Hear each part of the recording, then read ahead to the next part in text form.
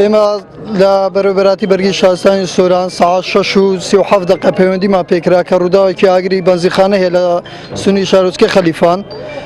دەست بەجێ بنکەی بەرگری شارستانی خەلیفان پەیوەندی بە ژووری بزوێن و کرد بەرەبەراتیمان. ئاگرەکە زۆر زەخم بووە بەتەنیا بە بنکەی خەلیفانێ کۆنتڕۆل ناکرا. دەست بەجێ لە بنکەی بەرەبەراتی بەرگی شارستانی سۆران پەیوەندی بە بنکەی سۆران و ڕواندز کرا. دوو تیمی بەرەبەراتی بنکەی سۆران ئامادە بوون. بۆ ماوەی تقریبان نیو ساعتێکی شاگرەکەەوە بەردەوام بوو کۆنتڕۆلیان لەسەر ئاگرەکە کرد.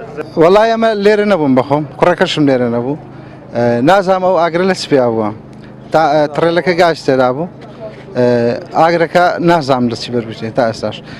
دەستخۆشیش لە بەرگری شارستانی خەلیفانەکەم بەڕاستی هیمەتیان کرد وە سۆران ئەوە ڕەواندز وە جەماوەری خەلیفان بەڕاستی هەموو زۆر دڵسۆز بوو شەکی ئەوان ئاگرەکەیان کۆنتڕۆل کرد. بەڕاستی زۆر مەمنونی لە گچکەی هەتا گەورە هەموو هاوڵاتیانی خەلیفانم.